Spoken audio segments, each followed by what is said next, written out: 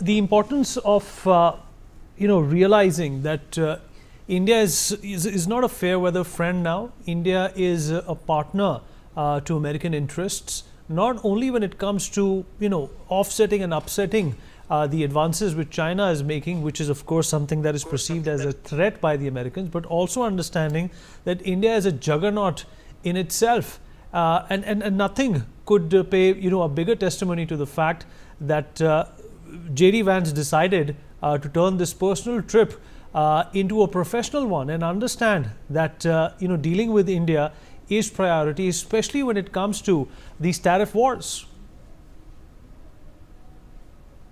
Yeah, the timing, of course, is very, very interesting.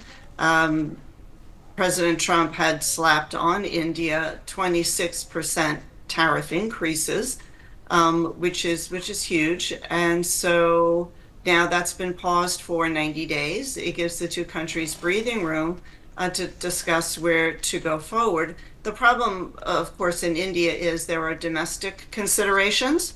That is, India protects its agriculture to a certain extent.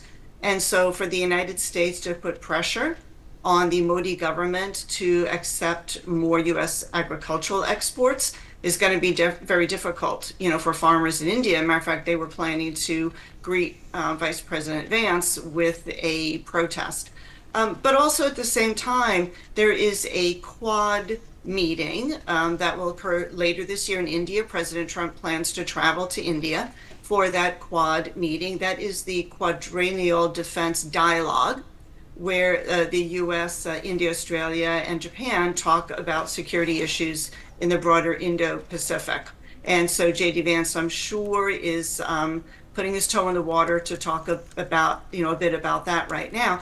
But, your previous guest who just spoke, talked about US and India kind of, allying against China. China just announced that any trade agreements that are bad for China in the long run, China will retaliate against those. So now when we talk about US-India relations, we also need to consider triangular relations. That is US, India, and China, because China definitely is a factor kind of wedging in there.